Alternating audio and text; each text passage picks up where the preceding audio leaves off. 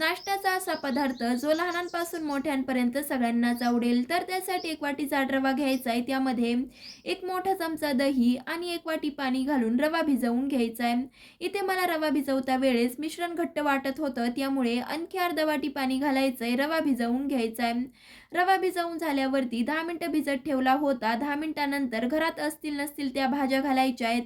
सोबतच यामध्ये 2 चमचे कच्ची उडीद डाळ, 1 चमचा जिरे आणि चवीपुरतं मीठ घालून सगळं साहित्य चांगलं असं मिक्स करायचंय. आता ह्यामध्ये पाव चमचा खाण्याचा सोडा घालायचा आहे. पुन्हा चांगलं असं मिक्स करून घ्यायचंय. नंतर अप्पे पात्र गरम करत ठेवलं होतं. अप्पे पात्र गरम होत होतं त्यावेळेसच तेल घालून घेतलंय. आता प्रत्येक अप्पे पात्रात 1-1 चमचा बॅटर घालायचंय. खालची साईड झाकण ठेवून भाजायची आहे. आता वरची साईड अशीच भाजून आपले इथे पौष्टिक असे मिक्स व्हेज अप्पे तयार झालेत. आवडलं तर लाईक, शेअर, सबस्क्राईब देखील नक्कीच करा. धन्यवाद.